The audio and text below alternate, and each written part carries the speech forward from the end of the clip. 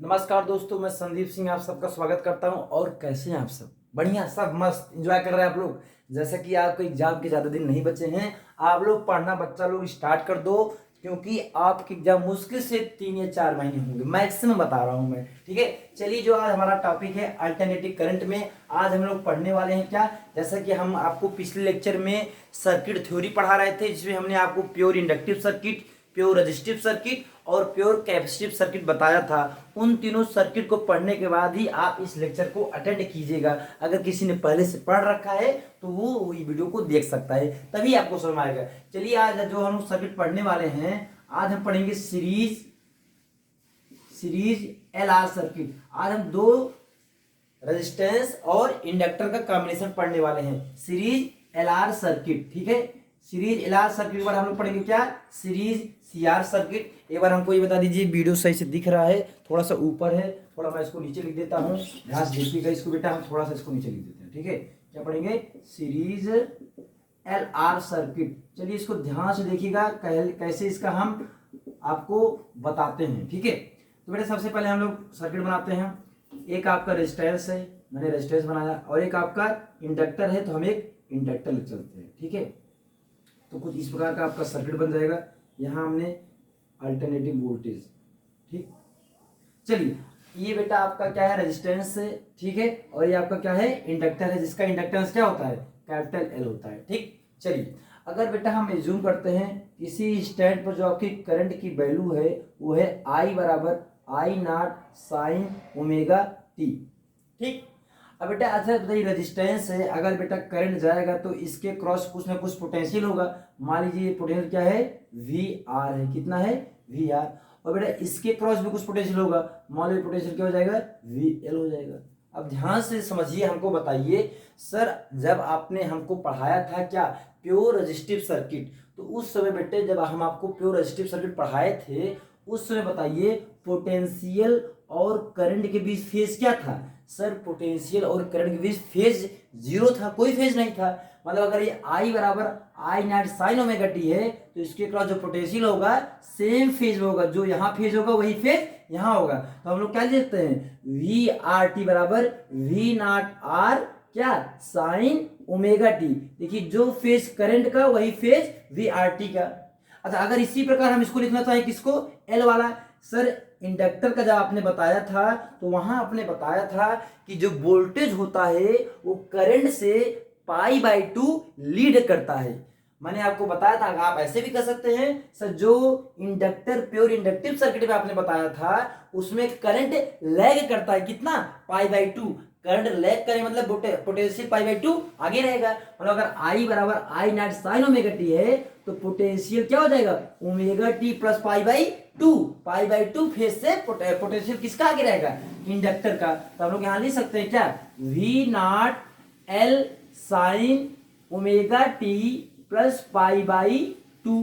यहां तक किसी बच्चे को कोई दिक्कत बच्चा तो हमसे बताइए कमेंट के माध्यम से। यहां तक कोई दिक्कत नहीं है? चलिए बहुत सुंदर। अच्छा चलिए इसी का फेजर डायग्राम बनाते हैं। आपको बताया कि फेजर डायग्राम क्या है, रोटेटिंग वेक्टर है, तो वेक्टर का ध्यान देना है यहाँ पर। ठीक है, चलिए सबसे पहले वी आर टी का। अच्छा सबसे पहले हम बनाते हैं करंट। करंट आपका है इस डायरेक्शन में है, किसी इंस्टेंट पे जो करंट है इस डायरेक्शन में जा रहा है। ठीक, अच्छा वी आर टी करंट के ही फेज में है, तो हम करंट कैसे बनाएंगे, वी आर टी कैसे बनाओगे बेटा, इसका फेज कैसे बनाओगे। सर इसका हम बना देंगे क्या, वी नॉट आर। आपको मैंने बताया है कैसे बनाते हैं, वी नॉट आर।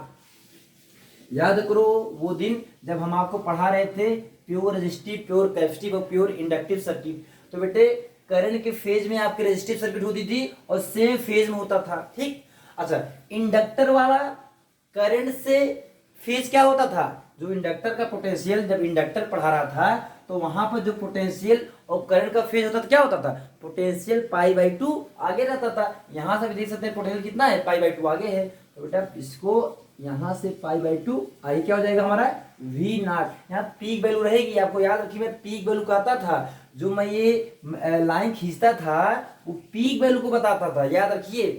तो ये क्या हो जाएगा हमारा, वी नॉट एल हो जाएगा, वी नॉट एल।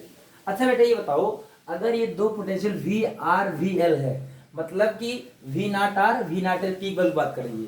अगर हम पीक वैल्यू की बात कर रहे हैं तो बेटा जो रिजल्टेंट पोटेंशियल होगा यही तो इसमें जाएगा, जाएगा नहीं जाएगा। और ये बेटा वेक्टर है आपका, और वेक्टर का जो रिजल्टेंट है तो कहाँ जाएगा सर, इसके डायगोनल जाएगा, तो क्या हो जाएगा वी नॉट हो जाएगा। सर हमारा नहीं कुछ बिल्कुल आ रहा है सर, इसका जो पोटेंशियल वी नॉट यहीं तो जाएगा बच्चा, क्योंकि यही वी नॉट आर में और वी नॉट एल में डिवाइड होगा, तो बेटा जो इसका रिजल्टेंट वी नॉट एल और वी नॉट आर का यहीं तो जाएगा। अब आपको आप बताइए वेक्टर का एडिशन कैसे करते हो सर, वेक्टर का एडिशन हम लोग करते हैं क्या, वी नॉट का स्क्वायर बराबर वी नॉट एल का स्क्वायर, ध्यान समझिए भाई, वी नॉट एल का square plus V naught R का स्क्वायर, यही करते हो ना सर, बिल्कुल यही करते हैं हम लोग। अच्छा अगर हम यहाँ से वी नॉट की वैल्यू निकालना चाहे क्या हो जाएगा sir, under root V naught L का square plus V naught R का स्क्वायर। समझ में आ रहा है बच्चे लोग, वेक्टर सम कर रहे हैं सर। यहाँ प्लस कॉस भी लिखते थे, लेकिन यहाँ बेटा दोनों बीच एंगल कितना है 90 है, तो कॉस वाला टर्म 0 हो जाता है, लगा पैरेललोग्राम ला आप वेक्टर एडिशन ही कर रहे हैं। लेकिन बेटा जो आपका 2v0 L V naught R cos 90 लिखोगे तो वाला टर्म आपका 0 हो जाएगा, इसलिए हमने उसको छोड़ दिया। ठीक भाई, तो बेटा अब यहाँ से वी नॉट एल की वैल्यू कैसे निकालते थे आपको याद करो, आपको बताया था, ध्यान से देखिए। वी नॉट यहाँ दिख रहा है नहीं आप लोग को, एक बार देख लेते हैं हम, चलिए दिख रहा है बहुत सुंदर, हम यहाँ लिख देते हैं। आपको बताया था जो वी नॉट एल होता है बेटे वो क्या होता है, याद रखिए, मैंने आपको बताया था वी नॉट एल की वैल्यू क्या होती है, क्या होती है बताइए आप लोग। सर आपने बताया था आई नॉट एक्सएल, बताया था नहीं बताया था, इंडक्टेंस में इंडक्टर सर्किट बता रहे थे आई नॉट एक्सएल, तो यहाँ क्या लिख दोगे आई नॉट एक्सएल का स्क्वायर। और वी नॉट आर की वैल्यू क्या बताया था आपको सर, वी नॉट आर की वैल्यू आपने बताया था आई नॉट आर। ये एक्सएल क्या है सर, अरे इंडक्टिव रिएक्टेंस, जो ये रेजिस्टेंस तरह बिहेव करता है। याद करो वो दिन जब सिंगल सर्किट पढ़ रहे थे, तुम सिंगल थे, अभी भी तुम सिंगल ही हो। चलो वी नॉट आर क्या हो जाएगा आई नॉट आर, ठीक, आई नॉट आर का स्क्वायर हो जाएगा नहीं हो जाएगा, बिल्कुल हो जाएगा सर। यहाँ तक किसी कोई दिक्कत बेटा जल्दी बता दीजिए, यहाँ तक बस किसी कोई दिक्कत। अब देखा वी नॉट को हम क्या लिख सकते हैं, अच्छा अब देखिए मैं कुछ चीजें आपको रब कर देता हूँ, कुछ चीजें आपको रब कर देता हूँ, थोड़ा मुझे स्पेस की जरूरत है, ठीक है। यहाँ तक आप लोग नोट कर लीजिए, यहाँ तक आप लोग नोट कर लीजिए बेटा, मैं इसको रब कर देता हूँ 1 मिनट के लिए, या मैं नीचे थोड़ा स्पेस है मैं यहाँ लिख दूँ, यहाँ थोड़ा सा स्पेस मुझे दिख रहा है यहाँ पर। चलिए देखिए मैं इसी चीज को यहाँ पर लिखता हूँ, देखो वी नॉट वैल्यू क्या हो जाएगी बेटे, अब बेटा अगर आई नॉट स्क्वायर कॉमन लोगे तो आई नॉट बाहर हो जाएगा, और यहाँ क्या बचेगा सर, यहाँ बच जाएगा एक्सएल स्क्वायर प्लस क्या हो जाएगा आर स्क्वायर। बेटा ये तुम्हारा क्या है, वी नॉट बराबर I naught under root XL square plus R square. कुछ नहीं लग रहा है, वी बराबर आई आर का टर्म नहीं दिख रहा है आपको, तो बेटा ये रेजिस्टेंस तरह आपको नहीं दिख रहा है, लेकिन इस रेजिस्टेंस का नाम जानते हो क्या हो, इसी को हम लोग कहते हैं इम्पीडेंस। क्या कहते हैं, यहाँ लिख देता हूँ, वी नॉट बराबर होता है बेटे आई नॉट कैपिटल जेड। एक कैपिटल जेड क्या है, यही तो बेटा आपका इम्पीडेंस है, यही तो रेजिस्टेंस है आपका। जेड क्या है रेजिस्टेंस, इसी को इम्पीडेंस कहते हैं। क्या कहते हैं आप पर इम्पीडेंस, याद रखिएगा। इम्पीडेंस क्या होता है, जेड बराबर under root XL square plus R square. इसको याद रख लो बेटे, इम्पीडेंस की फार्मूला क्या है, जेड बराबर under root XL square plus R square. ये याद रख लो बेटे, बार बार आपका काम आएगा, ठीक भाई। जेड बराबर XL square plus R square, ये किसकी वैल्यू है, इंपीडेंस की वैल्यू है। अब बेटे यहां से आप आई नॉट की वैल्यू निकाल सकते हो, क्या हो जाएगा आई नॉट बराबर वी नॉट अपान जेड। हो जाएगा नहीं हो जाएगा, बिल्कुल हो जाएगा सर, आई नॉट बराबर वी नॉट अपान जेड हो जाएगा आपका। क्लियर भाई, यहाँ तक देख लीजिए, एक बार आप लोग नोट कर लीजिए, इसके बाद हम आपको बताते हैं। इसके बाद आई नॉट बराबर वी नॉट अपान जेड। तो बेटा हमको क्या मिल गया यहाँ तक, आप देखिए हमने आपको बताया हमारा जो वी नॉट की वैल्यू आई क्या आई थी, आई नॉट कैपिटल जेड। ये जेड बेटा आपका क्या है सर, ये जेड हमारा है इम्पीडेंस। क्या कहते हैं इसको, इम्पीडेंस कहते हैं। ये एक रेजिस्टेंस की तरह बिहेव करता है, ठीक है। और जेड की वैल्यू यहाँ से क्या हो जाती है बेटे, मैंने आपको बताया था under root XL square plus R square. यहाँ तक बेटा हमने आपको बता दिया था, ठीक है। अब आगे बढ़ते हैं हम लोग थोड़ा सा। अच्छा बेटा अगर हम पूछना आपसे चाहें, इस बार जो आपका नया पोटेंशियल आया है, ध्यान समझिए, जो आपका नया पोटेंशियल आया है वो कितना, उसका फेज क्या है करंट से, उसका फेज करंट से क्या है। अच्छा बताइए, रेजिस्टेंस वाला जो पोटेंशियल था वो करंट के सेम फेज में था, और बेटा जो इंडक्टेंस वाला पोटेंशियल था करंट से π/2 आगे था, लेकिन दोनों एक साथ आ गए हैं तो जो तुम्हारा नेट पोटेंशियल आ रहा है कितना आ रहा है, V0 यहाँ पर आ गया। अभी भी अगर बेटा आप देखोगे ये करंट से कितना आगे है, करंट से मान लो ये 5 डिग्री आगे है। मतलब हम कह सकते हैं कि जो नया वोल्टेज आपका रिजल्टेंट वोल्टेज आया है वो कितना आगे है, 5 डिग्री मतलब 5 रेडियन आगे है। हम कह सकते हैं क्या यहाँ पर पोटेंशियल, नेट पोटेंशियल जो आपका आएगा बेटे, potential lead by current, lead by current या लीड करंट कितना, lead current by 5 radian, by 5 radian.